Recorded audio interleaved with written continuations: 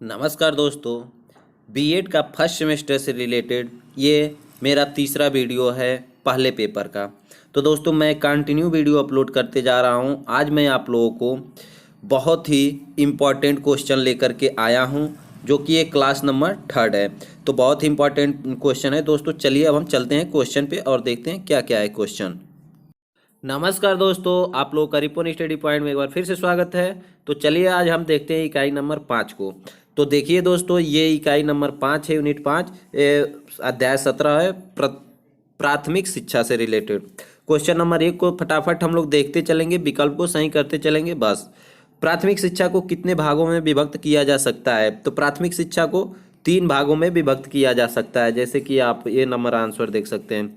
Question number 2, प्राथमिक शिक्षा प्रकार। तो प्राथमिक शिक्षा किस प्रकार की शिक्षा है? औपचारिक, सविधिक, सहज शिक्षा, अनौपचारिक, अविधिक, असहज शिक्षा भी है, और उसके बाद से प्रासंगिक, प्रत्यक्ष रूप से कहने पर शिक्षा।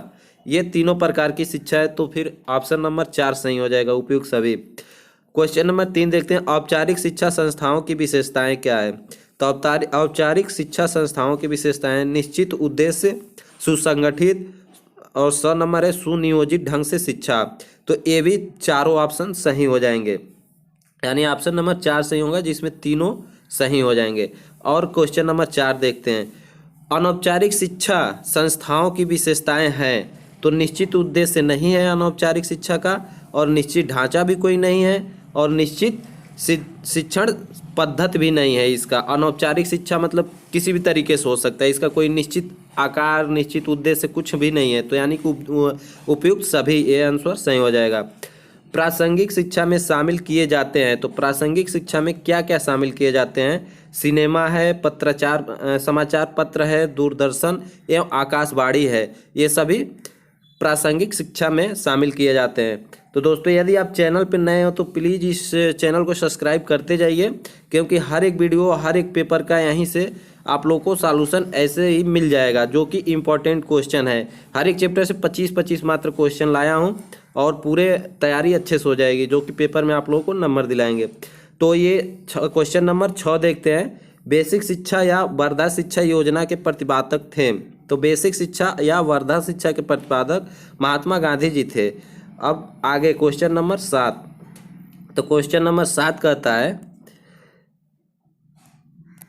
क्वेश्चन नंबर 7 में, राज्य इस संविधान 26 जनवरी 1950 के 10 वर्ष की समय अवधि में सब बच्चों को 14 वर्ष की अवस्था प्रस्तावित तक निःशुल्क और अनिवार्य शिक्षा के लिए प्रावधान करने का प्रयास करेगी, संबंधित है। ये अनुच्छेद का क्वेश्चन है, जो कि अनुच्छेद 45 है, जिसमें आंगनबाड़ी का ये लोग निर्माण रखे हैं। तो अनुच्छेद 45 के तहत ये रखा जाता है, जो 1950 के संविधान जो बना उसमें उल्लेख किया गया है। कोठारी कमीशन की नियुक्ति कब की गई? तो कोठारी कमीशन की नियुक्ति 1964 ईस्वी में की गई। आगे क्वेश्चन देखते हैं, कोठारी आयोग ने किसके संबंध में महत्वपूर्ण सुझाव दिए? तो शिक्षा और राष्ट्रीय लक्ष्य के संबंध में दिए, और विद्यालय की संरचना के संबंध में दिए।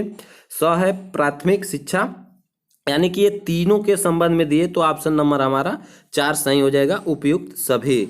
अब हम देखते हैं क्वेश्चन, अगला क्वेश्चन। तो कोठारी आयोग ने शिक्षा के संबंध में सिफारिशें दी। तो सिफारिशें क्या क्या दी? अध्यापक शिक्षा, और कैसे त्रिभाषा फार्मूला, और ऑप्शन नंबर 3 शिक्षण विधियाँ। ये सभी इन्होंने दिया था। कोठारी आयोग को जो संबंध में जो सिफारिश दी गई थी उसमें तीनों ये दिया गया था। तो उपयुक्त सभी।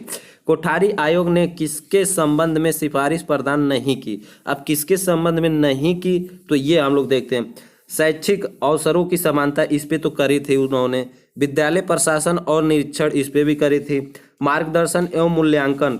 दोस्तों थोड़ा सा अपना माइंड मतलब खुला रखिए, एक्टिव रखिए, सब चीज़ें समझ में आएगा। जैसे कि यहाँ शिक्षा से जो चीज़ रिलेट करता है वो सब इन्होंने सिफारिश में दिए थे, और जो चीज़ रिलेट नहीं करता है, जो शिक्षा के पक्ष में नहीं जाता है, वो चीज़ इन्होंने नहीं दिए थे। तो इसमें से कोई ऑप्शन सही नहीं होगा, क्योंकि ये सारी चीज़ें उन्होंने सिफारिश में प्रदान किए थे। अब नेक्स्ट क्वेश्चन पे चलते हैं। प्राथमिक शिक्षा के संबंध में समस्याओं के समाधान के लिए दिए जाने वाले सुझाव। तो दिए जाने वाले सुझाव क्या क्या है? शैक्षिक प्रशासन और नियंत्रण को और अधिक प्रभावशाली बनाया जाना चाहिए। दूसरा ऑप्शन है एक शिक्षा के अधीन विद्यालयों की संख्या निश्चित की जानी चाहिए। तीसरा ऑप्शन है अधिकारियों या निरीक्षकों की यातायात की सुविधाएं सुलभ करानी चाहिए। ये सारे चीज़ें दिए गए थे उसमें, क्योंकि शिक्षा से रिलेटेड मैं अभी आप लोगों को बताया, शिक्षा से जितनी चीज़ें रिलेट कर रही हैं वो सारी चीज़ें हर एक आयोग में दिए गए थे, सुझाव में दिए गए थे। तो इसको आप लोग वहाँ पे एक तुक्का जो बोलते हैं, तुक्का समझ के भी मारिएगा। तो ये चीज़ जो चीज़ रिलेट करता है उसको हाँ करिएगा, जो नहीं करता है उसको ना करिएगा, ये चीज़ें होती है। नेक्स्ट क्वेश्चन पे देखते हैं, शिक्षा पुनर्गठन योजना कब शुरू हुई? तो ये शुरू हुई 1987 से 1988। दोस्तों एक बार में ना समझ, वीडियो 2 बार 3 बार सुनिए, बस सुनिए, चालू करके रख दीजिए, सुनिए, तब भी आप लोगों को क्वेश्चन सारे याद हो जाएंगे। अगला क्वेश्चन है, प्राथमिक शिक्षा का स्तर निम्न कोटि का होने की समस्या के समाधान का उपाय है। अध्यापकों की कमी को दूर किया जाए, कक्षा में छात्रों की संख्या 30 से अधिक न, जैसे कम छात्र जब रहेंगे तो फिर वहाँ पे शिक्षा उच्च कोटि की होगी, क्योंकि कम छात्रों में अध्यापक 2 ही 4 बच्चे रहेंगे। 30 बच्चों को मिनिमम इन्होंने रखा है, तो 30 बच्चे रहेंगे तो 30 पे पूरे अच्छे से ध्यान देंगे। अब वहाँ 100 हो जाएंगे तो फिर बच्चे टीचर अच्छे से ध्यान नहीं दे पाएंगे सभी बच्चों पे, तो इस तरीके से वो गलत हो जाता है। उसके बाद से तीसरा ऑप्शन है आप लोगों को, अभिभावकों को अपने बच्चों की शिक्षा के प्रति विशेष ध्यान, अभिभावक भी उस पर यदि अपना विशेष ध्यान दे रहे हैं बच्चों के प्रति तो फिर अच्छा है। तो फिर ये तीनों ऑप्शन सही हो जाएंगे, यानी ऑप्शन नंबर 4 उपयुक्त सभी। अब 15 नंबर क्वेश्चन देखते हैं, प्राथमिक शिक्षा के विकास में बाधक अपव्यय की समस्या के प्रमुख कारण है। तो इसमें प्रमुख कारण क्या क्या है? विद्यालयों का निम्न स्तर होना, अनुपयुक्त पाठ्यक्रम, जैसे पाठ्यक्रम का कोई उपयोग न हो आगे चल के, ये चीज़ कह रहा है। तीसरा ऑप्शन है शिक्षकों की अपर्याप्त तैयारी, मतलब शिक्षक पढ़ाने के लिए तैयार ही ना हो। शिक्षक को ये होता है कि जो पढ़ाना है कल उसे हम आज पढ़ करके जाएं, ये चीज़ होता है। तो ये उपयुक्त सभी हो जाएगा जो कि अपर्याप्त है। और 16 नंबर क्वेश्चन है, प्राथमिक शिक्षा के विकास में बाधक अपव्यय की समस्याएं समाधान उपाय हैं। तो और नंबर ऑप्शन है, प्राथमिक शिक्षा को जीवन के संबंधित किया जाना चाहिए। वह है शिक्षण की नवीन विधियों के उपयोग कर बल दिया जाना चाहिए। स है मूल्यांकन की नवीन विधियों का उपयोग होना चाहिए। तो ये चारों ऑप्शन सही हो जाएंगे। क्वेश्चन नंबर 17 की तरफ अब हम लोग चलते हैं। दोस्तों एक चैप्टर से बस 25 क्वेश्चन है, 6 से 7 क्वेश्चन और बचे हैं जो कि हम लोग फटाफट कर लेते हैं 2 मिनट में। और भारतीय शिक्षा आयोग या हंटर कमीशन इसे ही कहा जाता है, 1882 में प्राथमिक शिक्षा के उद्देश्य बताएं। तो ये क्या है, जन शिक्षा का प्रचार कर रहा था हंटर कमीशन और व्यवहारिक जीवन की शिक्षा को बढ़ावा दे रहा था। तो ये ऑप्शन नंबर दोनों हो जाएगा, मतलब अब दोनों सही हो जाएंगे। 18 नंबर क्वेश्चन देखते हैं, NCERT के अनुसार प्राथमिक शिक्षा के उद्देश्य। तो प्राथमिक शिक्षा के उद्देश्य क्या है? बच्चों को बातचीत के लिए मातृभाषा का ज्ञान देना, जो बच्चों की मातृभाषा उसका ज्ञान देना।